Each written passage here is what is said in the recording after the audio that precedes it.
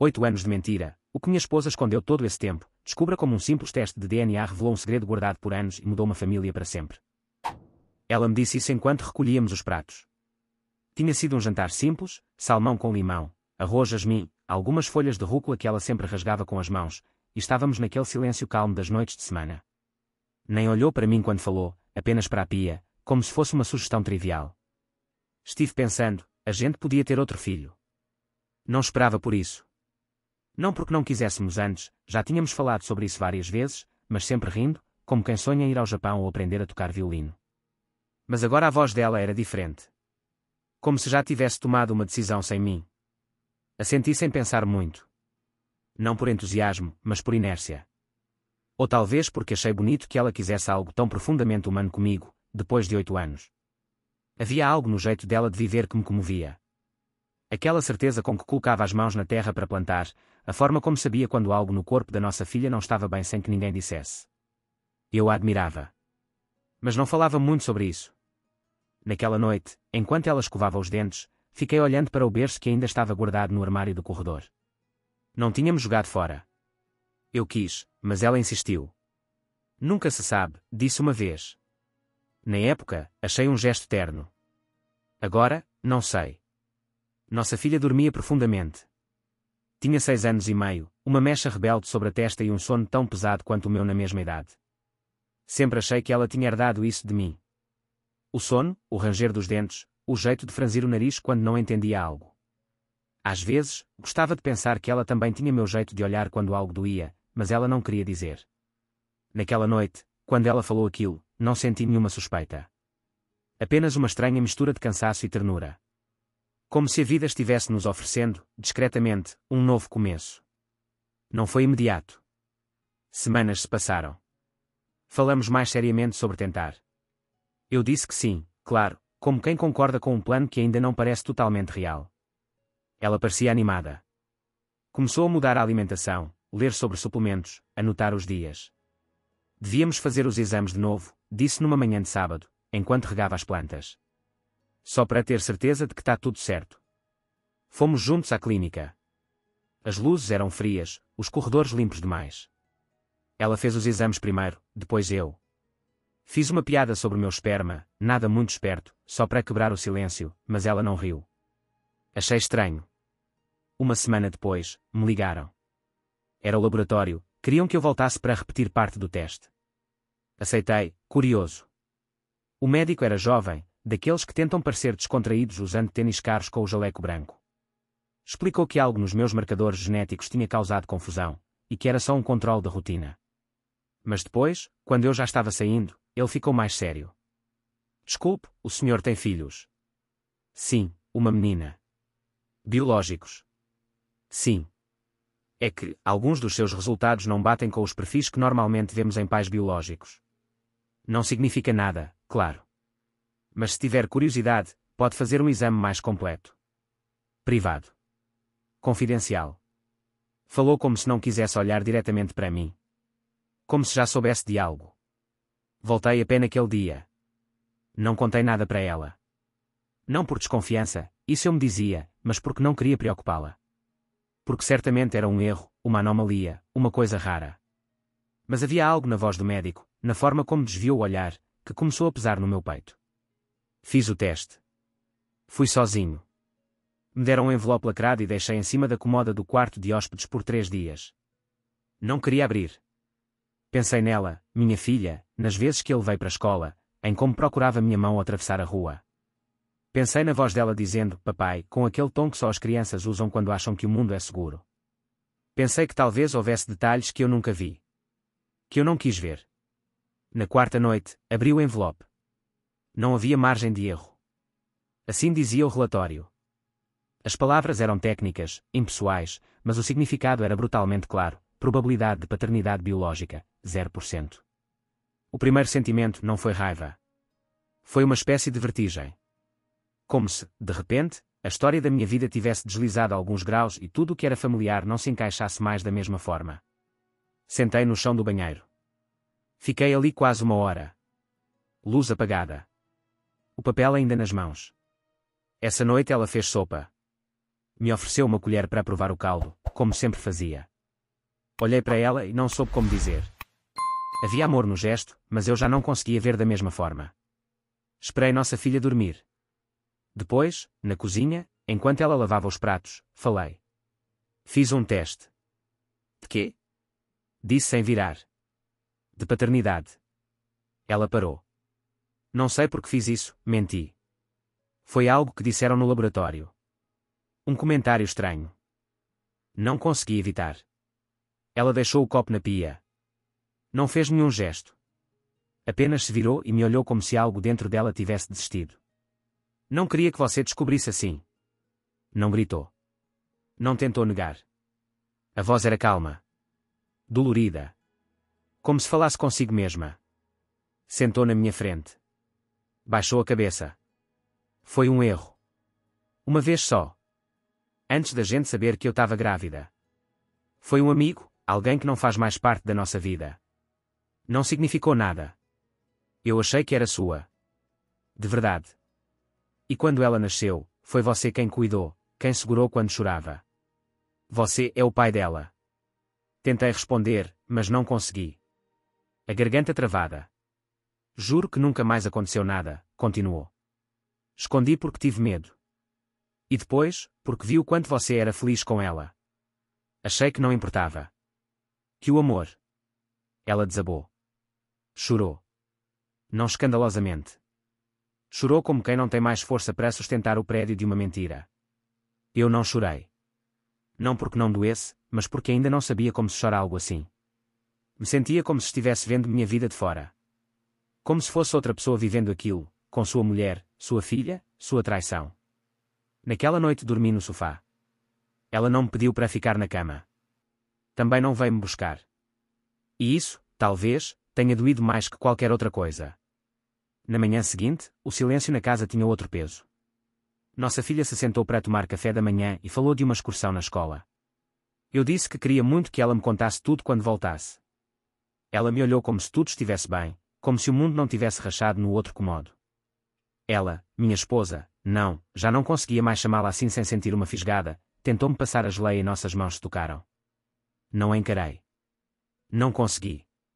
Depois de deixarmos nossa filha na escola, fiquei rodando de carro por quase 2 horas. Não pensava no amigo. Não me importava quem era.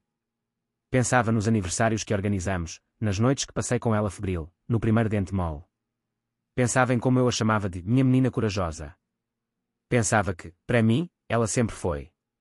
Mas também pensava em como me tiraram o direito de escolher. De saber. De decidir se queria criar uma filha que não era biologicamente minha. E doía saber que ela, que dizia me amar tanto, foi capaz de esconder algo assim. Que construiu uma vida sobre essa rachadura. Voltei para casa ao meio-dia. Ela me esperava na cozinha. Tinha feito café, mas não encostou na xícara. O que você vai fazer? Perguntou, os olhos inchados. Vou pedir o divórcio, respondi, direto. Não era uma ameaça. Era uma afirmação tranquila. Uma frase que eu sabia que diria desde o momento em que abri aquele envelope. Ela assentiu, quase imperceptivelmente. Levou a mão à boca. Acho que tentou não desabar completamente na minha frente. E com ela? Não respondi de imediato. Não tinha uma resposta. Porque meu coração queria continuar sendo o pai dela. Mas minha mente não sabia como sustentar algo que, de repente, parecia emprestado. Vou continuar vendo ela. Até quando ela precisar. Mas não posso ficar. Não com você. Ela chorou de novo.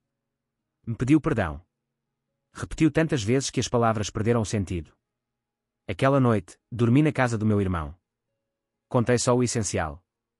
Ele me abraçou como quando éramos crianças, em silêncio. Me deixou um cobertor no sofá e trouxe um copo d'água. No escuro, de olhos abertos, imaginei minha filha acordando sem mim.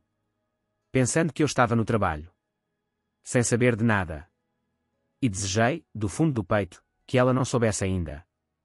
Que não tivesse que carregar nossa fratura tão cedo. Já se passaram quase 2 anos. Moro em um apartamento menor, perto do parque onde íamos aos domingos. Às vezes, vejo ela de longe. Ela, minha filha, embora eu já não saiba se tenho o direito de chamá-la assim sem uma explicação. Minha filha, mas não biológica.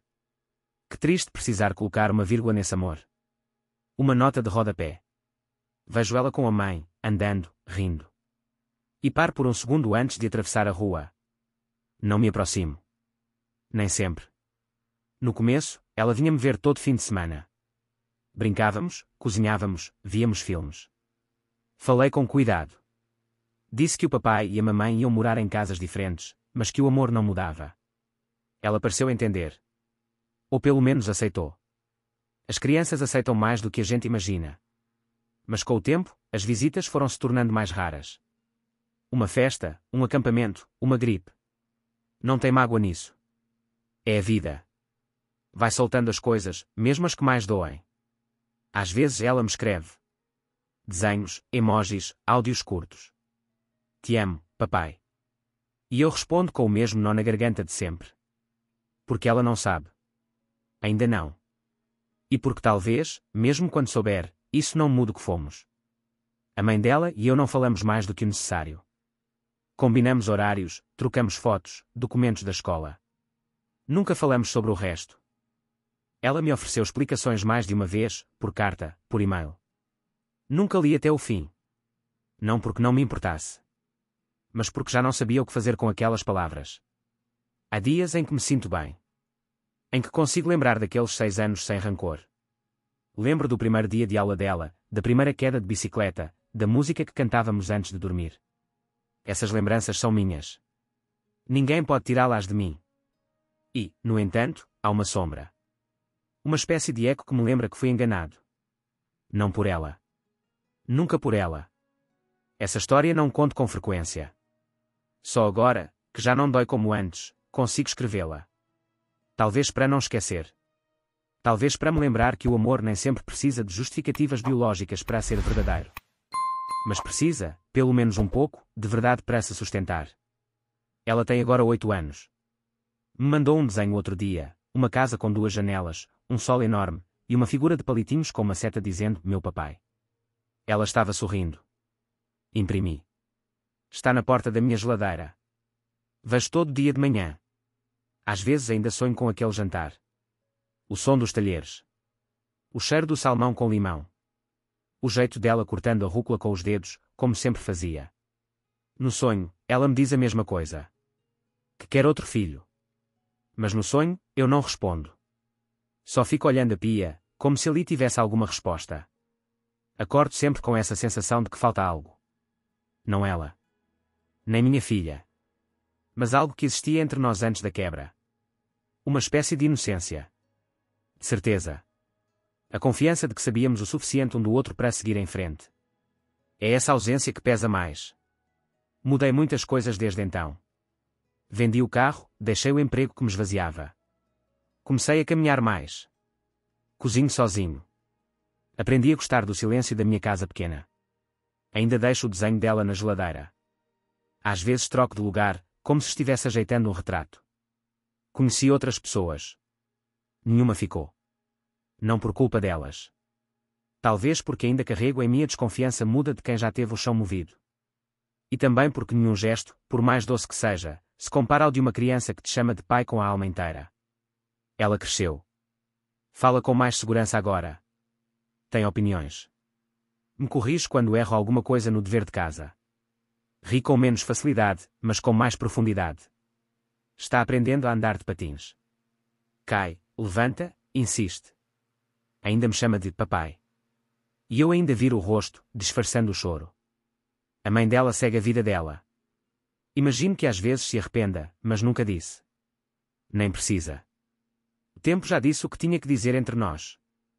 Numa tarde de domingo, enquanto esperávamos o ônibus num banco da praça, ela, minha filha, me perguntou por que eu nunca mais voltei para casa com elas. Olhou com aquele olhar que fura a pele, sem acusação, apenas vontade de entender. Disse a verdade que ela podia ouvir. Porque às vezes os adultos erram.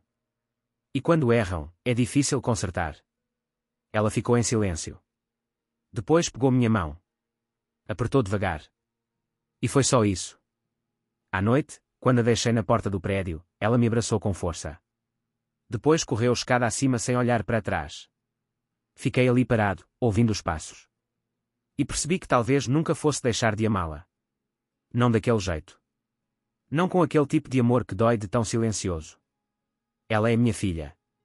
Com vírgula, com rodapé, com o asterisco que for. Mas é. Ainda é.